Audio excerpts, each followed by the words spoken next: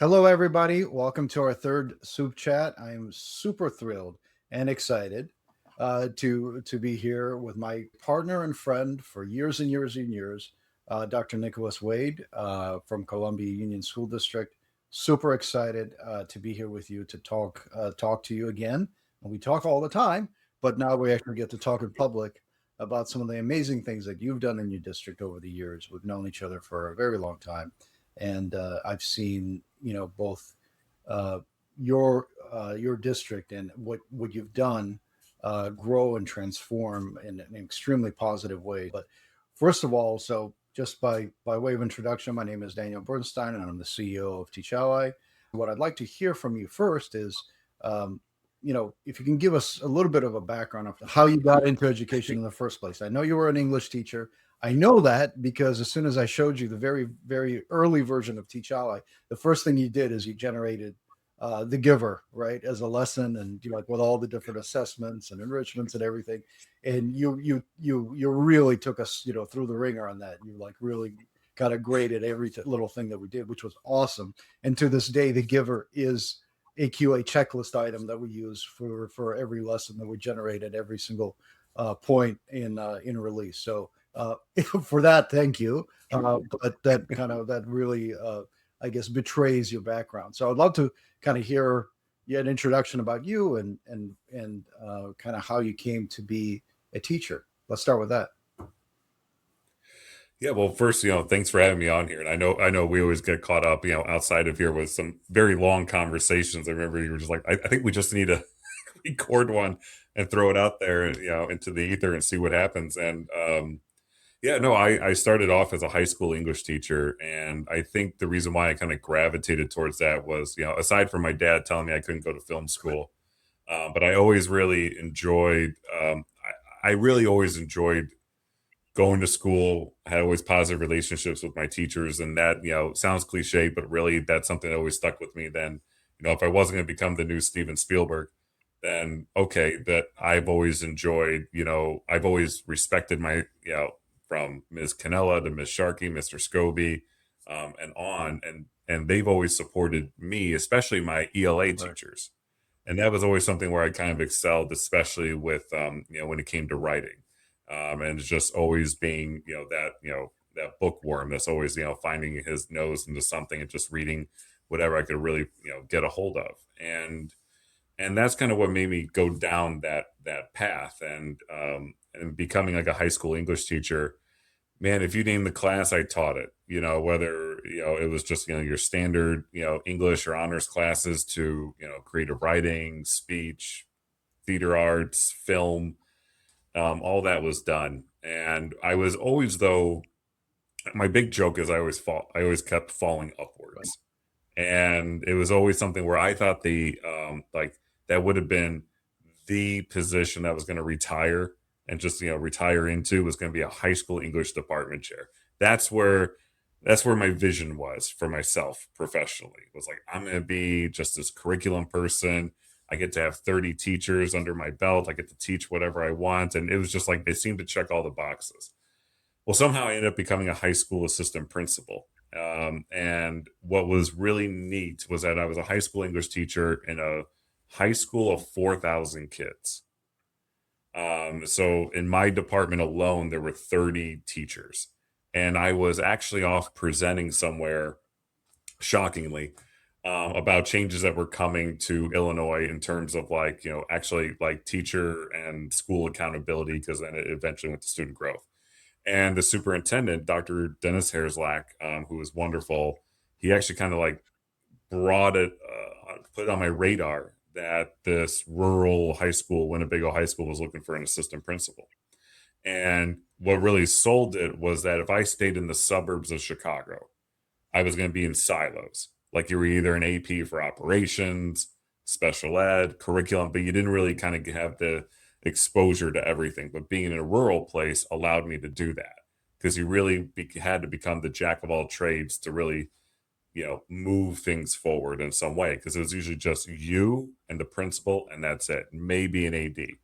So then I kind of got into administration by immediately being the disciplinarian, being the curriculum specialist, taking over sped, all those things. But it was a great baptism by fire that really allowed me to kind of get a handle on so many other things that I wouldn't have previously. Yeah, yeah, that's right. That's right.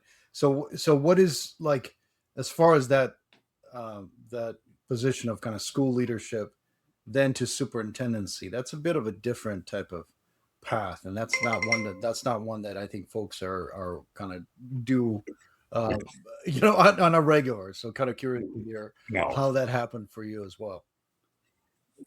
no, whenever I have aspiring administrators, right, they come to me, it's like, well, what path should I take? And I think there was a time that there was a very traditional path that you had to follow. Like it was like you would take, maybe if you were K-8, it was always like maybe you'll be a team lead, but then you're an AP and then a principal, and then you try and work your way up. High school, maybe department chair, dean, AP, you just do all that. I didn't follow really any of that. And I think that was really because I always seemed to get involved where the trends were going within Right, education. So one of the things that was a big positive, where I was at Winnebago and then before going to Elmwood Park, but then we were already kind of like, I was involved in with along with a couple other people about those changes that were coming to teacher evaluations, school accountability metrics and student growth and how that would go. They were looking for like more, I think, like more mirrored assessment systems that you can kind of truly monitor growth. But it was also then leading to this whole realignment through then standards based and competency based education.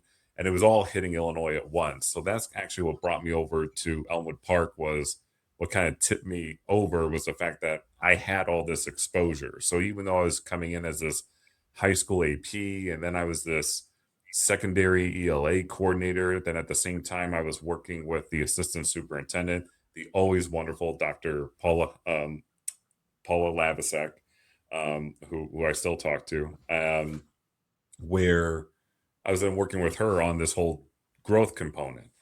And I think because of all that, it got me exposed to really the rest of the district. Because typically, sometimes with building admin, you're just kind of stuck in your one little area. Maybe you kind of branch off to another one, but this, like, all of a sudden allowed me to be working with like elementary and middle school people fairly right, regularly. And then when Dr. Labasek was retiring, she really encouraged me to look at becoming the assistant soup. And I'll be very honest, I was unsure whether I wanted to do that, and I was at a point that I was trying to figure out what I wanted, like, what were my long term goals. And she guilted me. She guilted me into applying for it. And if when she hears this and she wants to dispute it, I will gladly have that conversation and say, let's go back in time, and all that. And she guilted me in, and I became the assistant superintendent for curriculum and instruction. And then within a year, I became the superintendent. And I think what really allowed all that to happen, and people have been very honest with me about it. It's kind of like I talk to, I actually follow through on what I say I'm going right. to do. There's always the outside the box thinking, but we always get results. But also it's done collaboratively. Like, these pursuits of change are not done on edict. It's really in response to needs that have been conveyed by families, students, staff, what have you.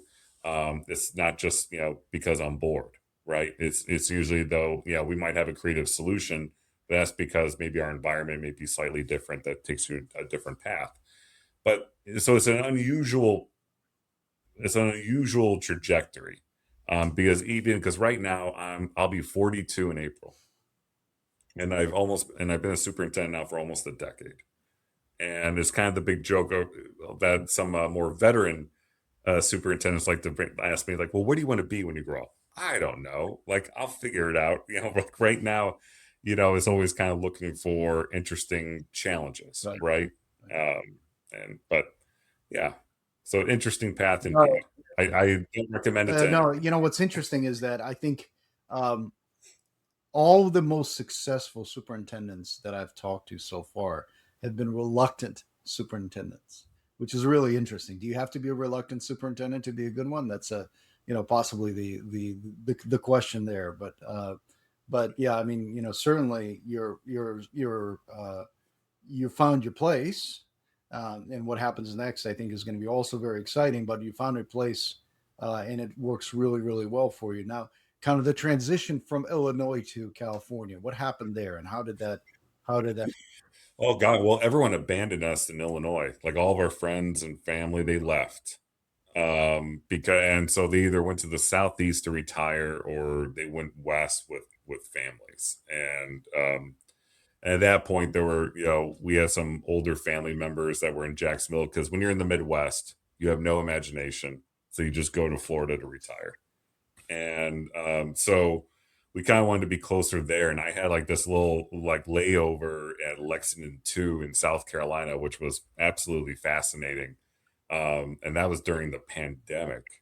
And that was just a fascinating experience. And frankly, what I was really most proud of, I'm probably one of the few people that will actually say I have good things to share about the pandemic. And I think what was really nice, especially about Lexington 2, it was interesting coming there because within 2 weeks, it became very clear that what they were selling was not really true. And I kind of had this whole moment, like, I remember like I was 2, 3 weeks in, and I had a search firm from another one actually reach out and saying, "Hey, if you were interested, this one's open." And I just actually sat there, and I really did have this choice within 2, 3 weeks of being at Lexington 2: do I stay or do I go? And I actually chose to stay. And what really persuaded me to stay was because it was so visibly apparent that all the schools and communities were being treated very differently. How intentional, we can that's a whole different probably podcast time. But like it was one of those things that this could provide a unique opportunity to really provide some equity to all the different districts there. And being in the pandemic where I think you had access to more resources and people were a little bit more open to creative solutions, it allowed us to kind of create this whole really this whole network of family support services, and really getting access, like people getting access to Wi-Fi and devices, and really providing mental health supports or language services, and just the gamut. And I think I was really happy because our we stayed open, our attendance shut up. We still have to this day some of the best scores, and that was really all because like I think we were first and foremost supporting the families outside of the school day when they were coming into school. Safety, mental health was a priority, but we also gave equal access to like, reading coaches and math specialists. We really tried to start supporting the Mhm. staff, and it was accessible by all. It wasn't specific to certain areas. And it was just one of those things that everyone was being propped up. And in a very large district, we operated as one. Um, so that was something like in the pandemic, always really proud of. And then didn't really work out there. And I always loved values, because my mom will always slap me if I was always going to do something wrong. And came out west. We were already spending a month a year out here, anyways. So came out west, and I found this wonderful district. And actually, the search firm, Leadership Associates, which does mostly everything here, they brought Columbia to my attention, and I thought how they sold it was great, where they were saying they're going through a period of change, but they have a board that's very good, wants to do right by students, and then also would be very supportive of like, me exploring other things, Right. professionally. And actually, what convinced me, and I tell my board this all the time, where the thing that really convinced me was it was probably the first board I met with that was honest. And that's a hard thing. I'm up to 32 board members in my time as a superintendent, which is ridiculous. I think whenever I share that with people, usually the answer is like, "You poor thing," and because that's quite a spectrum of personalities, interests, and everything else. And this was the first board that, without a doubt, was very much sincere in how they were engaging with me and what their issues were and where they would like to go. But also, they are incredibly supportive, where almost everything that we talk about, it comes down to what's right for kids. Now, very simple concept, right? We are in education. That should be, look at my shirt. This should be what actually motivates us to make the decisions or take the actions that are necessary. It's for the kiddos. And this board is absolutely stellar, where they're always in there about trying to push that. And I know you were commenting about some of the things that we've been able to achieve here, and I laugh at the board whenever we get recognized for it. They're like, "Well, that's really because of you." And I'm like, "Well, no, not necessarily. First, it takes staff to really execute it, right? But then also, it takes a board to say yes." I go, "There are boards everywhere every day that say no to really what are good and great ideas for reasons."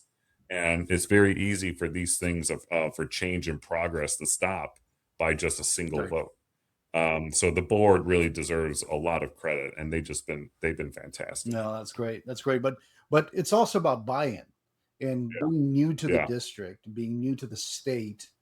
How did that buy-in happen for you? Like you're completely unknown. I mean, it's great that the school board was so supportive, but that's just one of the variables in this soup that hopefully will lead toward better student outcomes. Yeah, no, and people here will be honest, like they didn't know if I was gonna be there within a year or whatever, just because, and frankly, they felt I was, and I always hate when this gets said to me. I don't know, something about it doesn't always sit well, but like, you're overqualified. I was like, what does that mean? That's a whole different conversation because I think people like to use that as an excuse out of fear of what that person could bring. But I think people always like to ask me, like, with three different districts in three different states, what's different? And I always like to say, nothing's different about my job. Maybe the environmental factors may be a little bit different, but in terms of how I go about and conduct my business, it's very much the same. And I think what a lot of leaders kind of miss with the buy-in piece, it's like, you get that capital by really being really being accessible, you're being authentic, that I always and you're consistent. Like I always like to have the idea that I want when people are going to approach me, they know what they're going to get from Dr. Wade. It's not like, oh, it's Monday, you know how that goes, or or or isn't he good mood? If you have to ask if your leader's in a good mood, that's probably not going well for No. that leader in some way. But I think what's everywhere I go is really being able to get down, into the trenches, hear what people want, what makes them tick, develop those relationships. And I always like to say it doesn't take a lot for people to start seeing that you actually care. There was a great comment made by one of my board members. I forget if it was at a county event. I think it was. And their whole statement to everyone, because I'm the only soup that doesn't live in the county. I think I might be the only educator who doesn't. And fun fact. And his comment was, "Why is the only person who doesn't live here seem to care more about what's going on?" And I think that's where sometimes people like to take things for granted. Either I live here, so therefore I know more, but that doesn't mean you're more effective.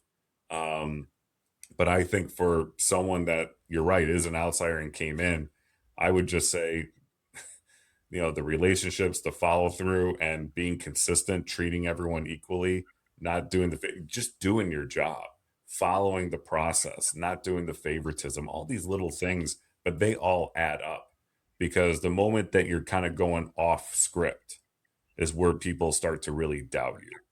And it does leave openings that for the one time that you kind of decide to be wanting to take a shortcut, well then it's easier to take it again and again and again and again, and then it can obviously lead to greater problems. And sometimes, like we've seen in the news, pretty solid people that are no longer employed due to like a death by 1,000 cuts and all things that were truly Right. avoidable. But I really don't think there's like I don't think there's like this secret formula necessarily. I think it's this whole ability to engage with your educational partners and they get a sense of who you are. Everyone teases me that I was like, whenever I send out my emails, because an English teacher, they're always pretty long. And I will always like randomly throw something in here. Yeah. And I'll throw something in here like, oh, by the way, here's a picture of my dog. Like, and I'll just like throw it in there, or I'll just say something totally random just to see if they're paying attention. It's always fun to see when people respond to me. You can tell who got that far or who was actually, paying attention. But yeah, no, I mean, but the buy-in helps, and I think when they see that you're willing to follow through and do a decent enough job, then it allows them to have faith and trust in you at the next big thing, and then it just keeps moving Yeah. on. What's interesting though, and I think you actually told this to me in one of our million conversations that we've had over the years, is that driving into your district. First of all, you see it's beautiful, all the rolling hills, just Yeah, yeah. amazing, just an amazingly beautiful rural area, beautiful part of the country. Um, but it's rural, right? So, I think I asked you one time, I was like, difference between rural and suburban slash city districts. And I asked you, like, what's the difference? Like, you came from somewhere that was much more urban, and then you ended up somewhere where it's very rural. By the way, you like fit in right away, which is pretty amazing. But I think when you said something to me, it's not all that different. And I want you to, like, kind of tell me a little bit more about exactly what you meant. Like, it's not all that different from a perspective of if you do the work, right? Well, yeah, it's the approach, and I think this has been something that's really kind of taken, I think a lot of rural districts, and I've been on panels and presented about this where there used to be a time where I think a lot of rural districts used to say like problems that were affecting suburban or urban areas, they're not our problems. Like we don't have that. We're in a time now that we are being affected by all these same issues like mental health, home disruptions, special education, EL funding, all these things, like, and I think now we're at a point that any topic that you want to bring up, like, yeah, depending where you're located, might be an issue. But I mean, even the rural conferences I go to all the time, everyone's talking about the same issues that are happening in LA or San Francisco. And I think what really allowed me to tackle a lot of things head on is perhaps more the experience piece where it was just like, nah, like this is what we're gonna, this is how we're gonna move forward, and kind of like bypass a lot of the different like red tape, or I'll be honest, one of the things I was shocked at coming here to Columbia was just um how many publishers, agencies, what have you, vendors were just outright taking advantage of us, because we were rural and they really assumed I didn't know anything. And one of them was funny. I won't say what company, but they were actually my salesperson at Elmwood Park in Lexington too. Called them out and said, "Why are you charging me more than those districts?" And he didn't have a good answer, so I kind of told him where we'd be moving forward, how we'd be moving forward on it. But it was just kind of crazy where I think it kind of it box. I think where the experience, no matter where you're at, urban, rural, suburban, I think what's really critical is that you're able to get that exposure to things outside of your current environment. Because otherwise, you're just stagnant, right? You only approach things in a singular way. And people, I think I would argue maybe some of the more successful leaders are ones that have been able to kind of bounce around because they've been able to apply the same skills or approaches and tailor them in unique ways to what that environment is. And you're learning a lot. It might be kind of somewhat similar, but it's not exactly the same. But you adjust to what to what you're dealt with. And I think getting that different type of exposure or experience is really critical because sometimes you always take something away that allows you to be proactive in how you're going to be approaching that and really avoid maybe some of the same mistakes or sluggish periods in those approaches before. That way you can just completely kind of bypass it, and it makes you look like you're far more competent than maybe what you actually are. And you can and I think everywhere I've been, I think everyone always likes to talk about the speed of things, and I'm someone that maybe I think starting off in Chicago, there's one Right. speed, And maybe that kind of sticks with. But I think it's also, no one's feeling rushed either. And I think what the speed is that people, again, going to the buy-in, they've been appreciative that solutions have been able to take place. They've been able to take hold. People see are getting the kind of dividends from them. It makes them willing to try something else.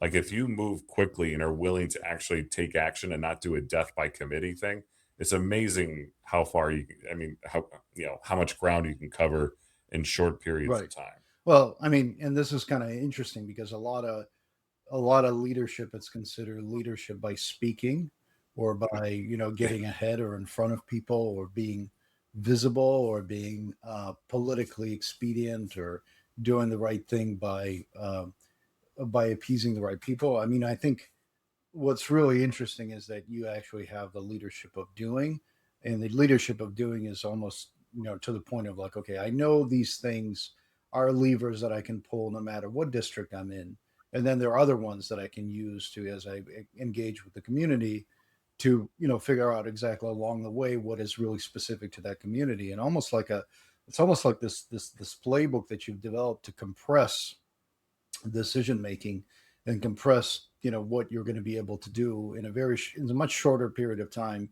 than I think a lot of other leaders have been able to do that.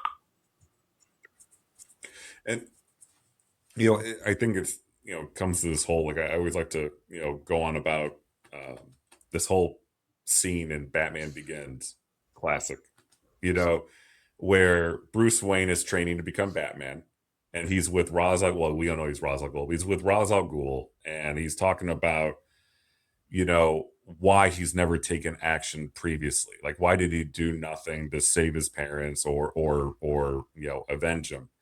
And Bruce Wayne's whole thing is like, well, I didn't get the training. And Ra's al Ghul says the training is nothing, the will is everything. And that's something I always like to get on my soapbox to a lot of other superintendents is like, you can have all these resources, experience, exposure, connections. What are you Right. doing with them? And I think, and that's a whole different interesting commentary, I think, amongst school and district leaders about resources and your geography and whether or not that's really something that's a hindrance or benefit. But I think it's one of those things that in the end, wherever you're at, people know about you as a person by you at least making the attempt. And I think that also gets buy-in because sometimes not everything works, but people are usually going to be appreciative that you attempted to solve the problem. Like, right now, I think what kind of mystifies some people around me, in the area is, we're actively trying to improve upon some services, and they're kind of wondering where that buy-ins come from. And the buy-ins comes from because we've done so much that people know that what we're trying to do here in Columbia is do right by our students and do right by our families and staff. And it's like, and it helps take on, I think, larger, more sensitive conversations that are needed.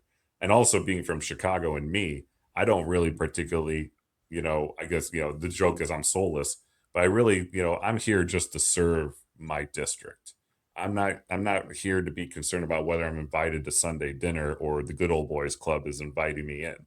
That's not really my concern. I'm here to show results and I'm here to serve who I'm hired to serve. And I think sometimes people get lost in the politicking or the networking of things, which really just stymies your ability to do what you're supposed to do in the chair Yeah, that you're in. unquestionably. So by the way, if kids didn't think that you were cool before the Batman Begins, uh, definitely Well, I mean, look at my right. office here. Like I got a monkey and a No, Superman yeah, outfit you back are there. you're a nerd through and through. So we love that about you.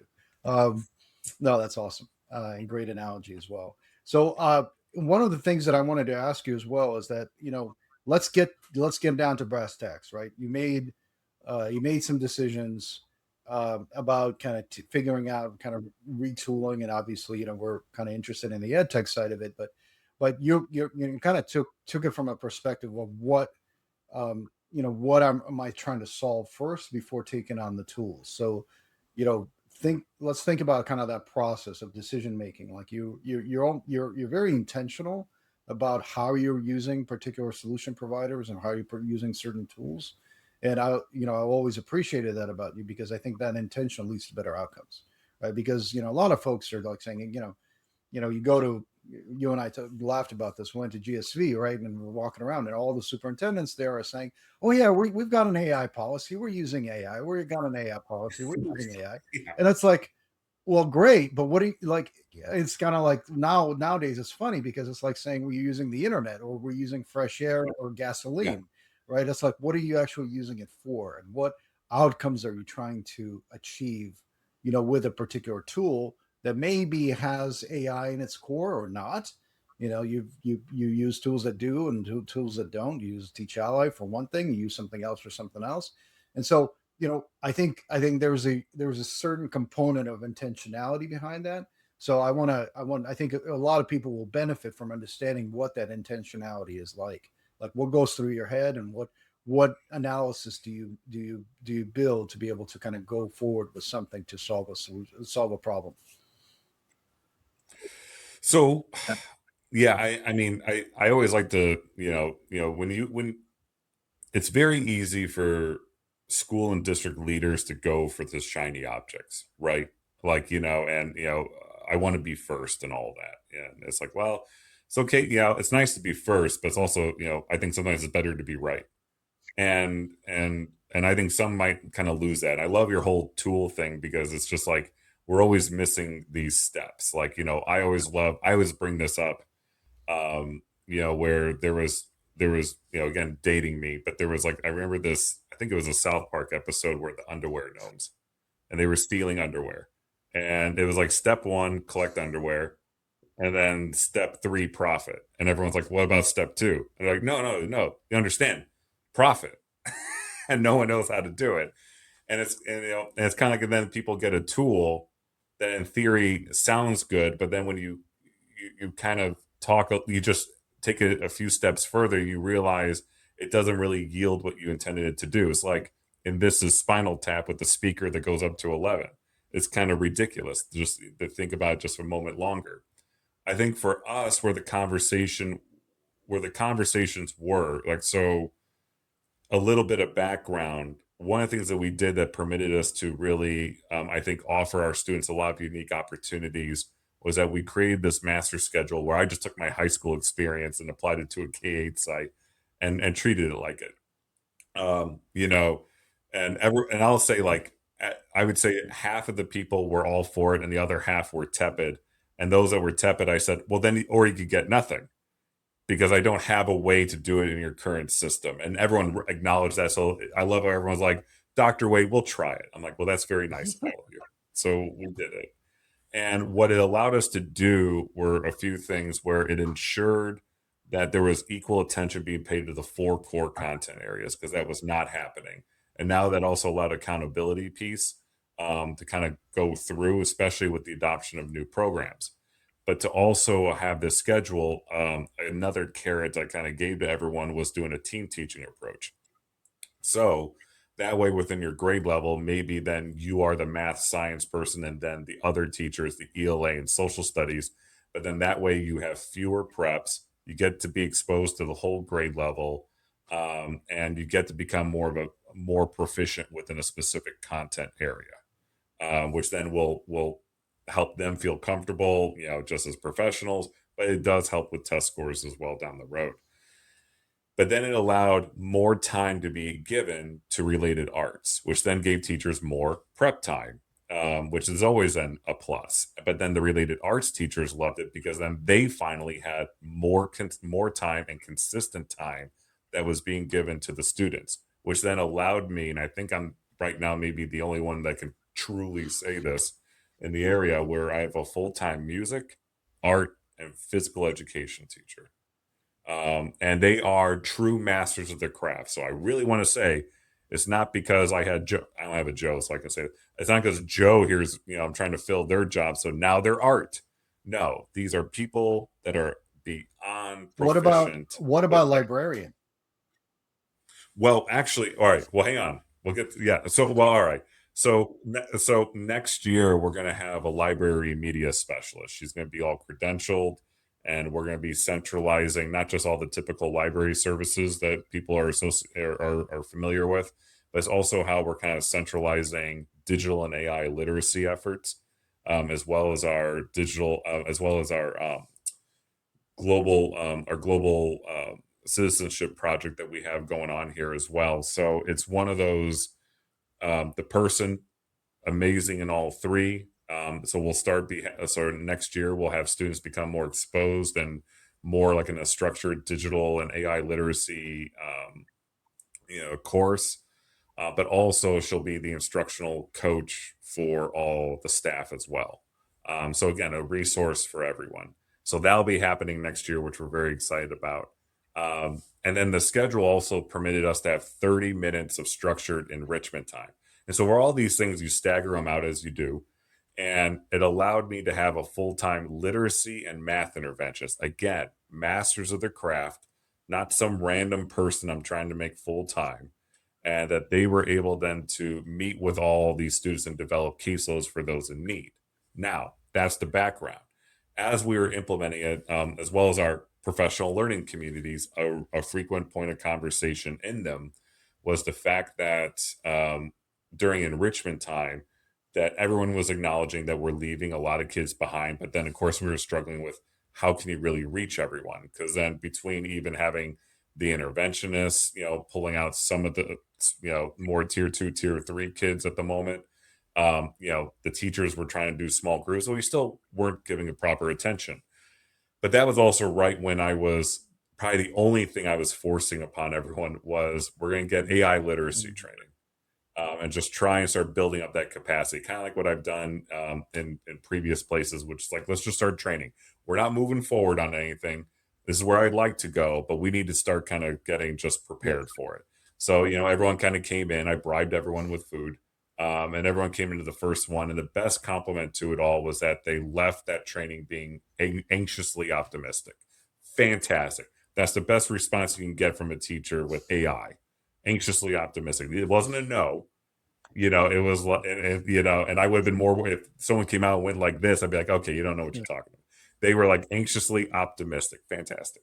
So we had that going on in the background. So the directive I got from my staff was, can we find like a tool that maybe can like adapt to the students in some way? They were just trying to articulate something that they feel comfortable that students can be engaged in, that would be properly serving them and moving forward. And it was probably after halfway through the training, the AI literacy training, that people were more open to saying AI should be able to provide this. Like they were familiar with something, so they tasked me. And even going through and vetting all the different programs, the thing that we kind of got to was that the grade levels went um, different tools for different reasons. So for K2, they were focused on literacy, understandable. So they wanted a literacy tool. And then for 3A, they're like, math. My God, you got to give us math. I was like, okay, we'll find math. And so going through and so at least I knew that even in conversations with them, they wanted something that was comparable to what we were already giving them. So they weren't activities that were kind of moving the goalposts in any way. They wanted it to be adaptive in some way that would meet the students with where they're at.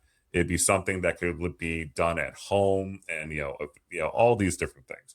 And what we were able to come across were all these fun different, again, going through experience and partnerships.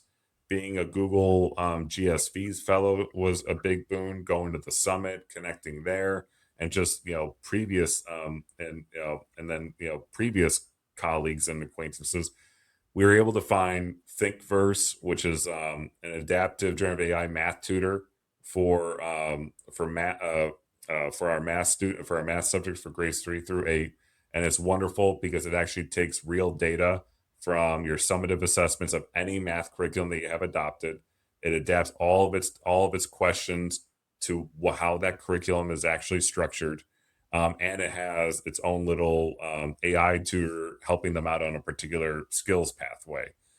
So it's always adapting. And then we had Royo, which is read on your own for K2, and it's really phonics and fluency. and the kids love it because they make their own little avatar, but then they put the avatar in like hundreds of different stories. And as the students are able to successfully complete a story, it goes on their bookshelf, and those kids are able to pull it off and read it to their parents whenever they want, because both these programs are accessible by any device, and the parents love it because it kind of takes, I think, some of the stress of having to facilitate all that, because at least then there's something that guides the kids for math. Same thing with reading. But now this is something that's also very much appropriate and needed. And we've already been seeing with both tools significant gains being made comparatively to the current or former cohorts and what they've done before.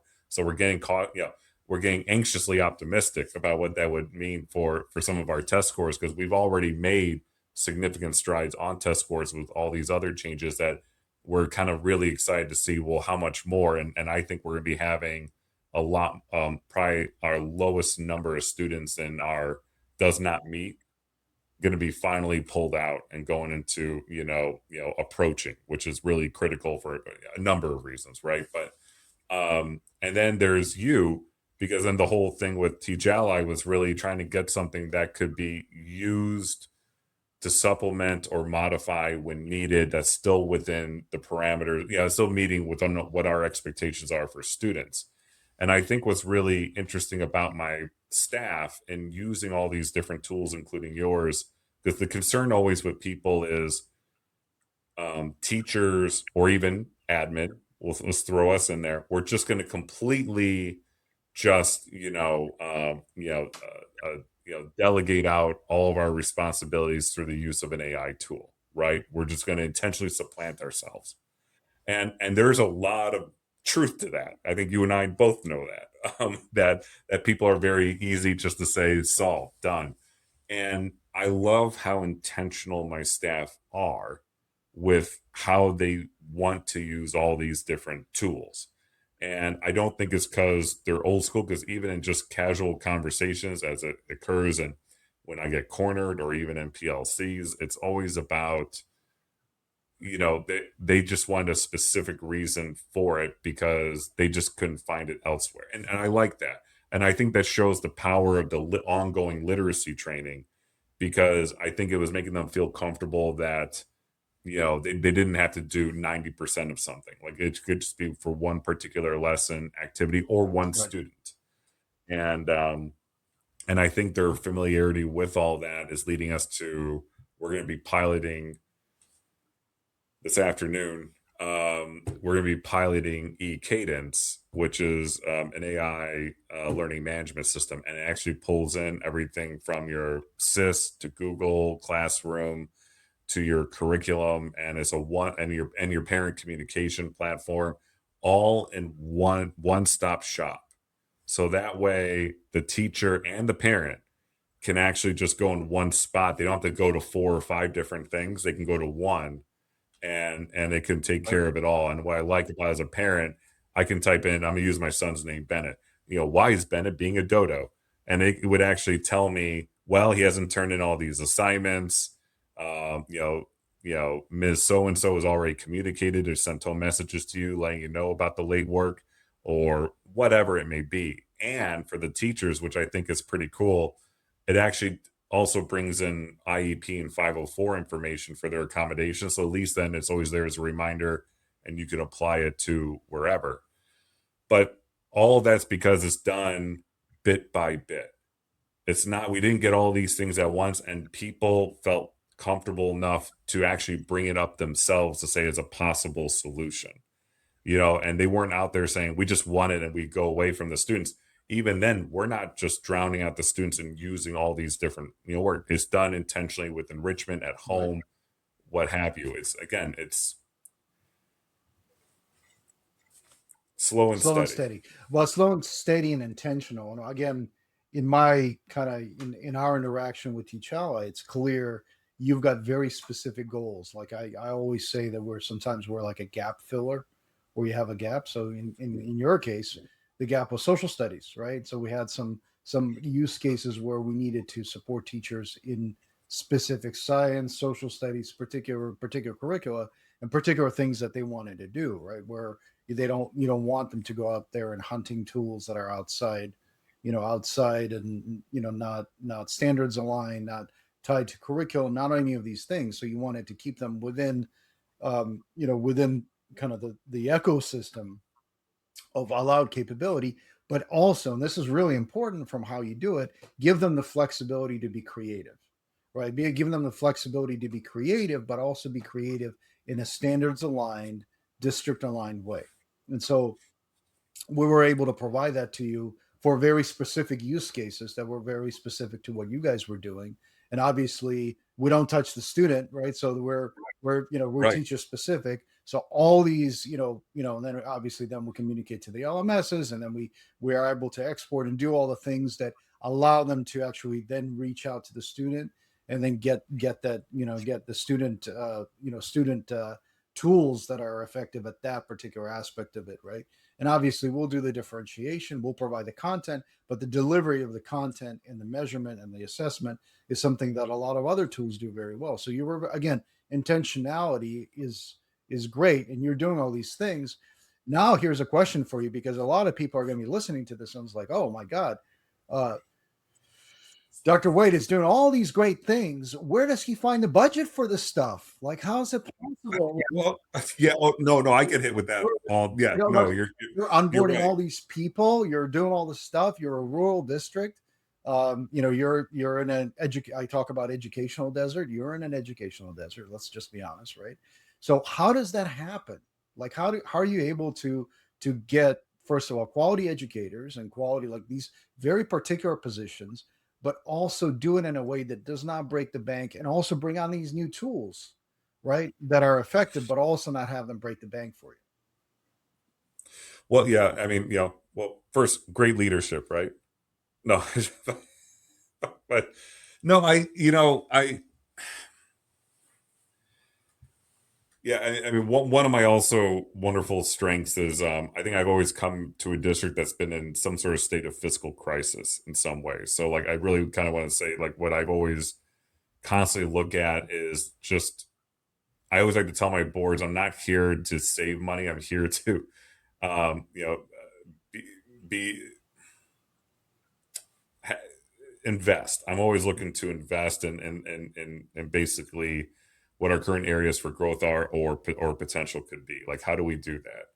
And I think coming here, it was one of those things in a conversation with the board. As we were just kind of taking care of a few different crises at the moment, but then we did have a good intentional conversation about what are we willing to spend money on, and that kind of ties into your strategic plan and vision and all that. And I think it's always important to have that strategic plan, not just because you have a check at the box document, but because that should be something that you should be constantly hitting on as a superintendent with your board, almost every board meeting that you have. Like, how are we moving forward in some way where then to the board understands that all this is like collective and all this actually feeds into one another. Because I'm a big fan of Alexander Hamilton and having systems designed in a way that become almost next to impossible to undo. And so it's one of those things that I think in all these different steps that we take, I always also like to say, this is what our needs are at the moment. Like, it's not always going to be guaranteed 5 to 10 years out. Like, for example, our interventionists, like math especially, we were just so low. And it was, but yet we were able to allocate a particular funding source to it with knowing that it's good for X years. But with having this person, with everything else we're doing, we need to get these kids, as far out from, does not meet as we possibly can to get to the point that maybe we find some other creative solutions, or having the teachers, feel more comfortable than with everything that they can kind of take that baton. Or maybe I don't need a 1.0, I just need a point 0.5. And then how do I use that person? And that kind of goes into how I always like to hire for people. I always will gravitate towards people with multiple credentials, or with a wider experience, because that allows me to use them in different ways. Like, for example, my math interventionist now can teach math 1, and allow for high school level exposure to occur for my students, where then they can bounce up to math 2 when they become a freshman. Or my third grade teacher is now going to be running my TKK autism, moderate to severe class for next school year. But it gives me this flexibility to adapt to what these new challenges are you know, this, let's be honest, in school, in education, there's always something new that's going to be hitting you. But I think also in terms of like costs, I think especially now with EdTech, I feel there's so many tools or companies, startups, whatever, that you have the ability to shop around, right? And you don't have to go to the person who gave you the best dinner, which tends to be the strategy for most. And that was my joke where I did have a company ask, I won't name them, they asked, but they're well known in the AI world. They asked why I didn't go for them. And my joke was, well, you didn't put a lobster on that steak. And that really wasn't. I just thought the food I've was never terrible. put a lobster on your But, steak, Nick. So just yeah, you have it. Yeah, no, I think all I have is the sandwich at the mart next door, which was good. Like, yeah, but I mean, I don't really ask for that. Like, and because I'm very low maintenance too, as you can tell, and it's one of those. But I think that takes time, effort, and everything else. But also look at all these different things that I mentioned just leading up to feeling that we need to make that tool. I mean, we're talking about a complete change to what your overall structure and environment actually looks like. And there's a lot of those different components that go in there, from like curriculum to support to PLCs to, data use, all you need all these different pieces, I think, in place to kind of get to that point. And that's what makes others just feel like you got to get that, shiny object, that somehow it'll solve all of those at once. When it doesn't, it really kind of, like, I would argue, kind of amplify what your deficiencies actually already are, and then it becomes a little bit harder to kind of address it, harder to address it. But all of our things, going even for, and whether it's the general fund or grants or developing partnerships, there's lots of ways that I think superintendents can really achieve their means. Is just getting out of their particular comfort zone to do yeah, so. Again, grant writing. I mean, we've received over $1 million worth of grants because I wrote them. And I will tell you, there were others that told me, I can't believe you did that. Well, why not? Look at everything I got. I got $1 million. Like, that, and that well, like doesn't, you it know how doesn't to really, write, so you use some of well, it does. yeah, Yeah. yeah. Yeah. And I didn't even have AI do it for me. So, put that feather in my cap. Well, I mean, but it's like So there's if you're willing to be flexible and you're willing to be inventive, you can find these pockets of opportunities, whether it's in grants or in kind of reimagining how you think about things, reimagining how we think about curriculum. I mean, one of the things that happens with AI is that, um, a lot of companies, and I hate to say this, I'm not going to put anyone on the spot here, but a lot of companies are fat and happy. yeah, And just like you yeah, said, you got a call from the same sales rep, and you're like, why are we overpaying for this thing? We're not the same size district. We're not the same profile. So a lot of I think ed tech does need to itself reform in how we're addressing the needs of districts to actually get them to where they need to be. It's like at the end of the day, I actually heard this crazy statistic that from my perspective, like our best districts are using the crap out of our software. They're using a lot of it. They're using it all the time, and um, that's not how EdTech is built. EdTech is built on districts using maybe 4, 5, 7% of their teachers are using the solution. That's not good enough for us, and it shouldn't be good enough for anybody. It should be you really right, need to use the crap out of something. That's the metric. Like, how do we get there to be, you know, that's success for all of us, right? And so I think a lot of companies are still caught up in this kind of old school way of doing it. And then AI is the great asteroid, and I'm saying this because I saw dinosaurs on Netflix yesterday. It's the big dinosaur heading out, heading down, right? And it's like the big content companies, the big ed tech companies are looking around saying, "Oh, I'm too big. It's never gonna hurt me." yeah. Well, and yeah, no, and that, because you and I have had all those fun conversations where, like, you, the technologist, right? And then, and I love how, I think one of our last convos, like, you said, like, I remember when I was talking to you, he's like, you were making sense, but man, you were like really dark. Like, and I was like, no, I was just realistic. And I think I think what's really important is, you know, there's reality and the perception of reality. And I know when people like to say, well, then perception becomes reality. And I was like, well, yeah, to a degree. I think what sometimes hurts not just companies, but I think leaders as a whole is that we seem to talk ourselves into, um, a place that is truly mystifying to everyone around Yeah. us. And to say the perception is reality, that's not the case. Like, it's more like it's uttered because it's so false that everyone else that we rely on is not seeing the same thing that we are as well. And that kind of goes into one of the earlier conversations we were having, which is like, for leadership and building that culture, being really communicating and transparent, overly, communicative and transparent with everyone, that everyone understands why you are reading and interpreting everything in a particular way. Like, I love when people come to me with a suggestion and they already are referencing what's in my mind, like what I'm going to as well. Now I know the number, or I know the JPA. Okay, I'm glad we understand that. So, but it doesn't mean no. It's like, how can we work through it if Right. able? It doesn't. And I definitely don't want anyone here to think I'm finding a yes to everything. No one who's ever worked with me will tell you, oh yeah, he says yes to everything.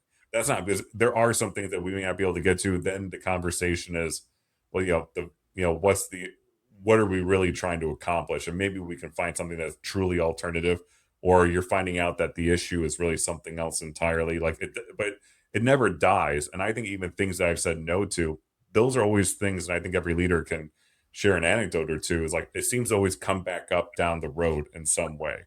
But now the variables may be different, that Right. you can tackle it in some way. But that's why I think it's important for people to not just outright be dismissive of what's being said to them.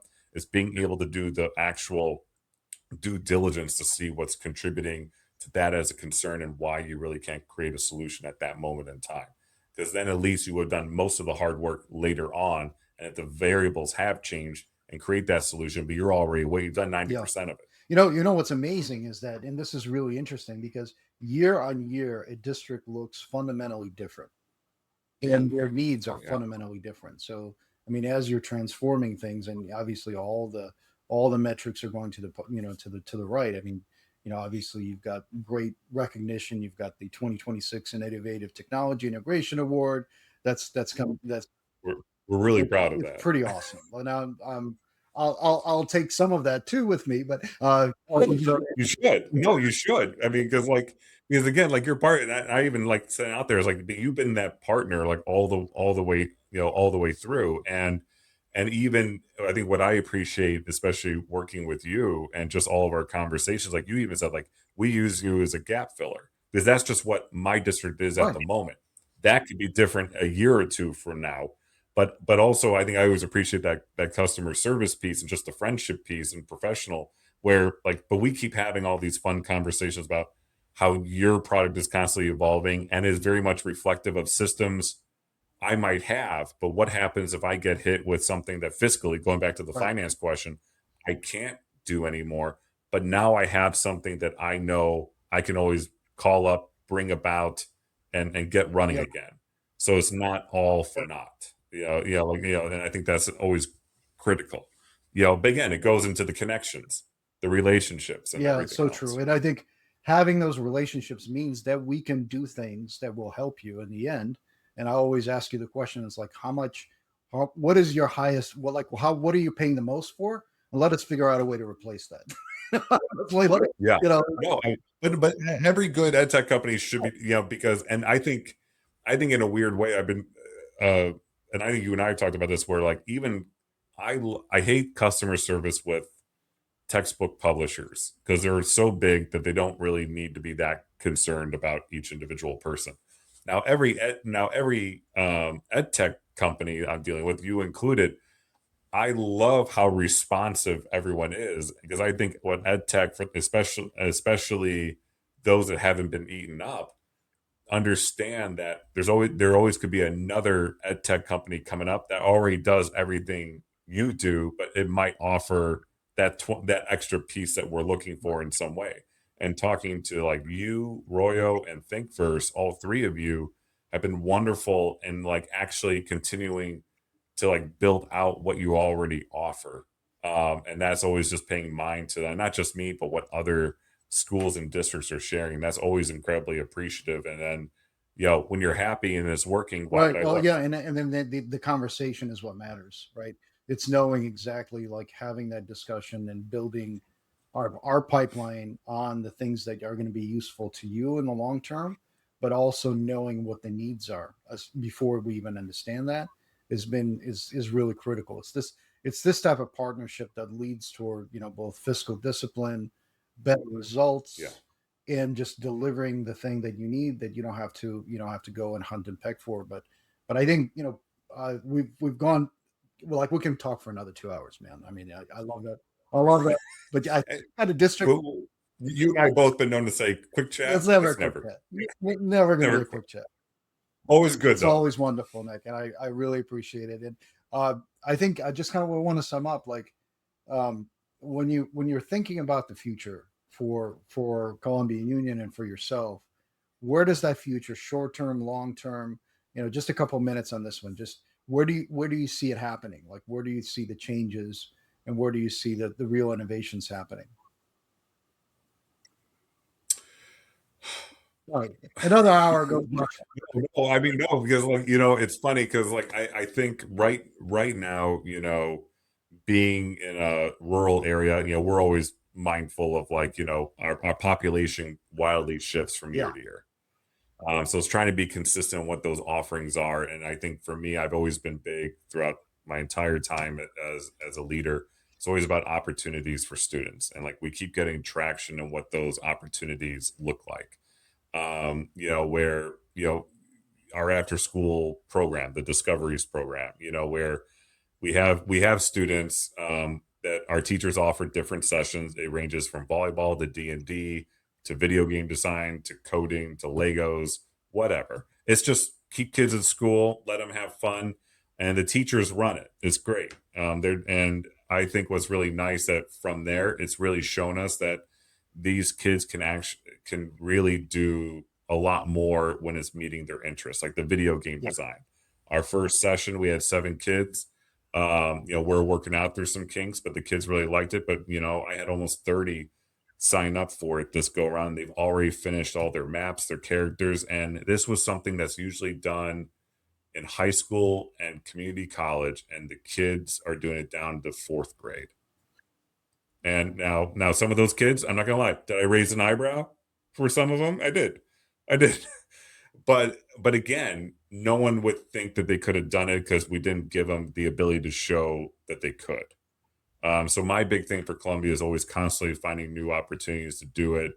And I think EdTech is always that really good source. Like even now, we're talking about bringing in drones next year because we just kind of keep moving it forward a little. And I remember 3 years ago I mentioned it, and it was not well received, and but I moved on. I didn't press. I said, okay, well that's fine. We can move on, and it moved to robotics and stuff like that, which still not bad.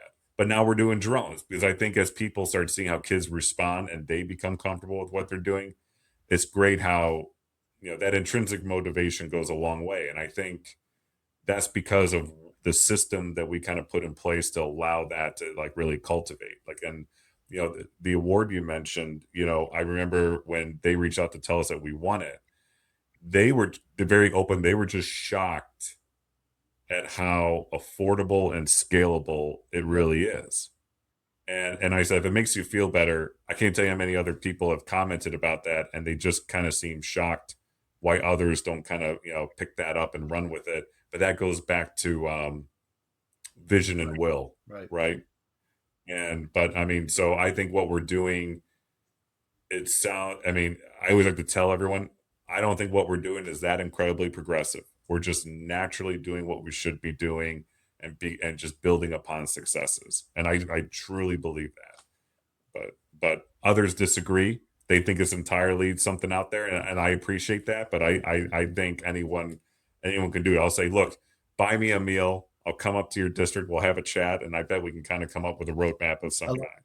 And it's but I think it's very yeah, doable. like, Well, what was the whole thing? Small things. Oh, what's the whole thing from Prometheus with David the android, where he's like, like small things, like it's big things have big small things. Yeah, beginnings. that's right.